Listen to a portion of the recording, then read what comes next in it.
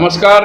मैं हूं नवीन सिंह परमार और आप देखना शुरू कर चुके हैं परमार मीडिया नेटवर्क पर हमारा YouTube platform the Siwan dialogue.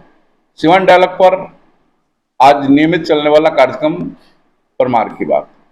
हम अलग अलग विषयों पर अपनी बात लेकर के आते हैं परमार की बात के नाम से।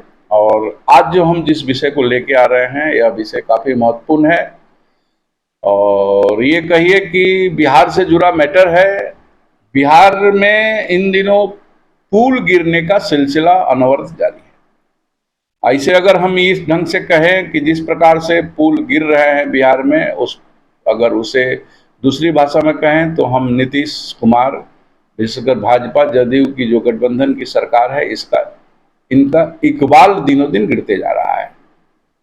समझ में नहीं आता है कि ये लगातार पुल क्यों गिरते जा रहे हैं।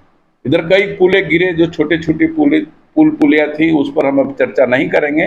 हम चर्चा करेंगे सुल्तानगंज और अगवानी घाट के बीच में बनने वाले पुल के विषय में। जी हाँ, तीसरी बार वह पुल गिरा है।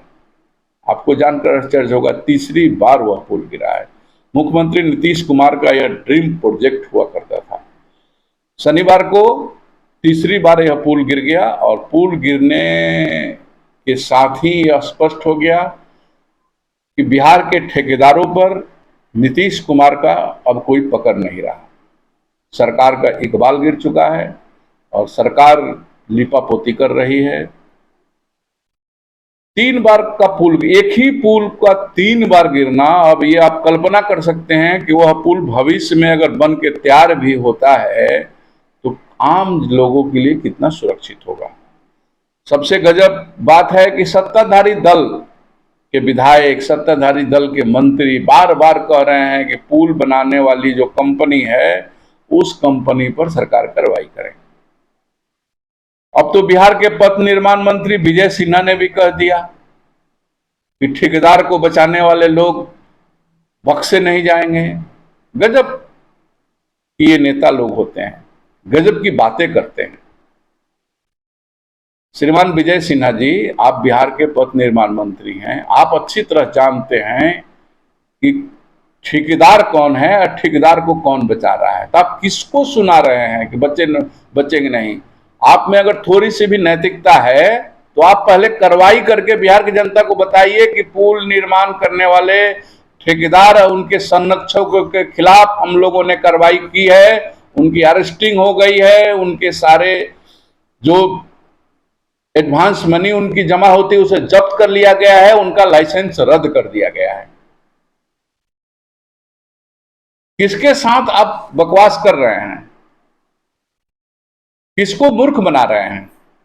आप बिहार के पथ निर्माण मंत्री हैं, बिहार के माननीय उप मुख्यमंत्री हैं, आप भारतीय जनता पार्टी के नेता हैं और आप कह रहे हैं कि पुल निर्माण करने वाले ठेकेदार को संरक्षण देने वाले लोगों को बख्शा नहीं जाएगा। ऐसा नहीं है कि यह पुल पहली बार गिरा है, 3 बार यह पुल गिर चुका है। पहली बार जब गिरा तो आप विपक्ष में थे, उस समय आपने काफी हो हल्ला हंगामा किया। 2 बार आप ही की सरकार में यह पुल गिर गया, यानी कुल 3 बार यह पुल गिर गया और आप कहते हैं कि ठेकेदार और उसके संरक्षक को बख्शा नहीं जाएगा। यानी अभी तक आपको ये पता ही नहीं चला कि ठेकेदार का संरक्षक कौन है, आपके सरकार में कौन लोग हैं, वह मंत्री है कि संतरी है कि आपका प्रशासनिक अधिकारी है, कौन संरक्षण दे रहा है। बिहार की जनता यह जानना चाहती है आपसे कि आप जो जनता को मूर्ख बना रहे हैं कि बिहार इस पुल निर्माण करने वाली कंपनी के संरक्षक को बख्शा नहीं जाएगा। आप में अगर थोड़ी भी नैतिकता बची है तो आप पहले पुल निर्माण करने वाली कंपनी, एसपी सिंगला कंपनी, उसके संरक्षक, उसको सहयोग करने वाले जो आपके विभाग के इंजीनियर हैं, सबको पहले आप जेल के अंदर डालिए।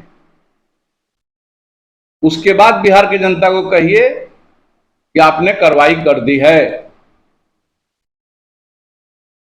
मित्रों, यह पुल नीतीश कुमार का ड्रीम प्रोजेक्ट है, यानी बिहार सरकार का ड्रीम प्रोजेक्ट है, और यह ड्रीम प्रोजेक्ट 3 बार धराशायी हो चुका है। अगर ठीक से हम चर्चा करें तो यह पहली बार 4 जून 2023 को यह इस पुल का एक पया गिर गया, उसके ऊपर का जो रेलिंग था यह गिर गया। पिलर नंबर 10, 11, 12 अचानक गिर गया, नदी में बह गया, जिससे काफी सियासी बवाल हुआ था। इस पुल की आधारशिला 23 फरवरी 2014 को खगड़िया जिला के परबत्ता में मुख्यमंत्री नीतीश कुमार ने रखी थी। साथ ही 9 मार्च 2015 को कार्य प्रारंभ हुआ। करीब 11 साल के बाद यह पुल अभी तक नहीं बन पाया है। इस पुल की लागत करीब 1710 करोड़ रुपया बताया जाता है। पुल करीब 3-3.25 किलोमीटर लंबाई में बनने वाला है। यह खगड़िया की ओर से 16 किलोमीटर और सुल्तानगंज से करीब 4 किलोमीटर लंबाई की अप्रोच रोड भी बनेंगे इस पुल के साथ। ऐसे में अप्रोच सहित पुल की कुल लंबाई 23 किलोमीटर के लगभग है।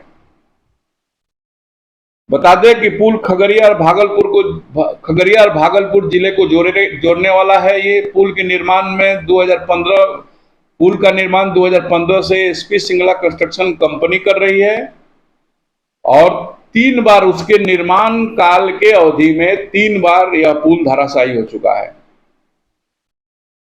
सबसे मजेदार बात है कि पहली बार जब यह पुल गिरा था तो 30 अप्रैल 2022 की रात में हवा के झोंके से पिलर संख्या 5 गिरा था। उसके बाद 4 जून को दूसरी बार गिरा और तीसरी बार शनिवार को गिरा, यानी 16 अगस्त को। पहली बार ही जब यह पुल गिरा था 4 जून को,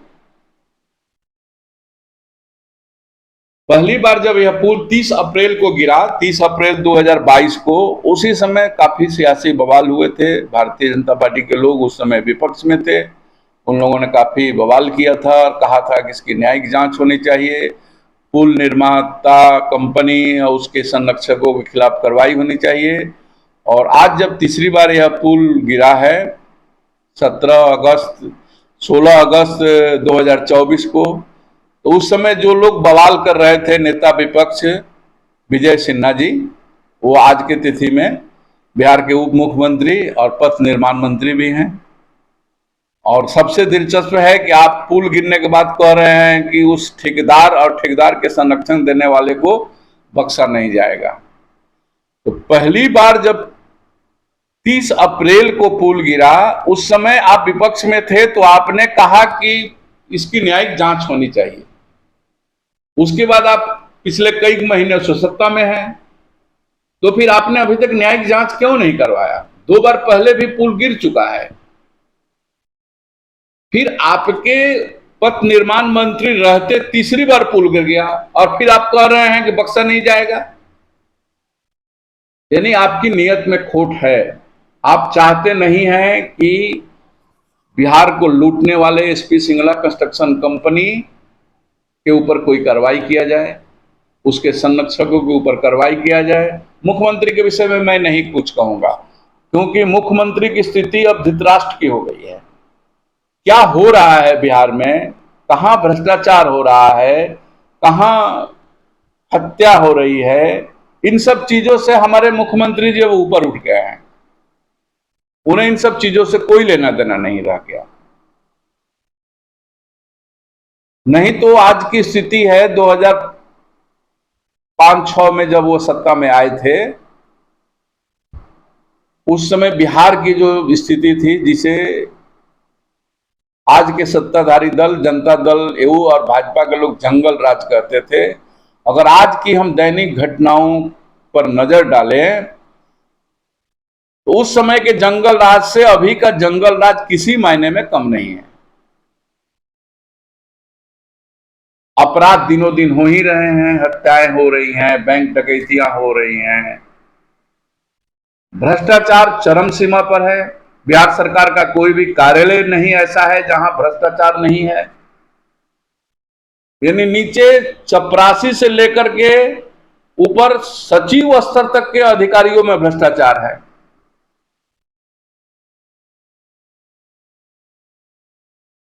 लेकिन हमारे मुख्यमंत्री को ये सब चीजें दिखाई नहीं दे रही हैं। उन्हें तो बस दल बदलने में ही मजा आ रहा है, कभी तेजस्वी यादव के साथ तो कभी भाजपा के नेताओं के साथ। ऐसा कोई बिहार में दल बचा नहीं जिसके साथ मुख्यमंत्री नीतीश कुमार ने समझौता नहीं किया। आज के डेट में सारे के सारे दलों के साथ उनका समझौता हो चुका है। बिहार में ऐसा कोई नहीं बचा है जिसके साथ नीतीश कुमार ने सत्ता का सुख नहीं भोगा और सत्ता का सुख उन्हें नहीं भोगवाया। यानी अब इन सब चीजों से हमारे नीतीश चाचा ऊपर उठ गए हैं, इसलिए उनसे मेरी कोई शिकायत नहीं है।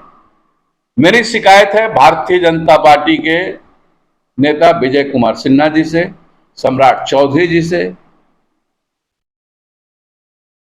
एनडीए गठबंधन के बड़े नेता चिराग पासवान जी से,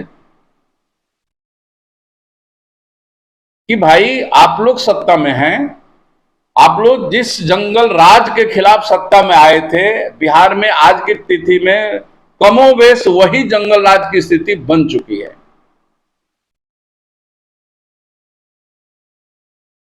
वह कानून व्यवस्था की स्थिति हो या भ्रष्टाचार की स्थिति हो, हर मामले में बिहार आज के स्थिति में लालू राज से आगे चल रहा है। भ्रष्टाचार का तो आलम यह है कि आप प्रखंड कार्यालय चले जाइए, अंचल कार्यालय चले जाइए, थाना में चले जाइए, किसी भी सरकारी कार्यालय में चले जाइए, बिना सुविधा शुल्क दिए आपका कोई काम नहीं होने वाला है। भ्रष्टाचार का आलम नीचे का स्तर का ये है। ऊपर का स्तर का ये है कि एक पुल 3 बार गिर गया। पहली बार गिरा तो नेता विपक्ष जो आज के तत्कालिक पथ निर्माण मंत्री हैं, बिहार के माननीय उप मुख्यमंत्री हैं, उन्होंने काफी हो हल्ला हंगामा किया, कहा कि इसकी न्यायिक जांच होनी चाहिए, ठेकेदार के खिलाफ कार्रवाई होनी चाहिए। वही नेता विपक्ष आज सत्ता में है, उनके ही कार्यकाल में जब पुल गिर गया तो फिर वो आकर के सामने बयान दिए कि बक्से नहीं जाएंगे। कब तक बक्से नहीं जाएंगे, कब तक आप बकसते रहिएगा, ये अभी बिहार की जनता को बता दीजिए कि आप कार्रवाई कब कीजिएगा। कुल मिला जुला करके आज की परमार की बात में बस इतना ही।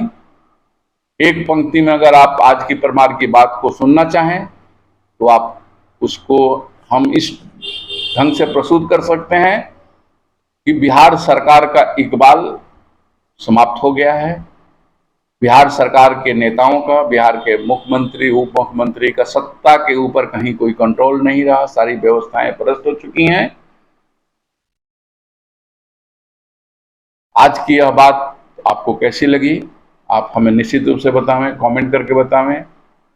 आपने अगर हमारे चैनल को सब्सक्राइब नहीं किया है तो सब्सक्राइब कर दें, बेल आइकन दबाना नहीं भूलें। आप जहां भी रहें मस्त रहें, स्वस्थ रहें, द सिवान डायलॉग देखते रहें। इन्हीं शब्दों के साथ जय सिया राम, जय भारत।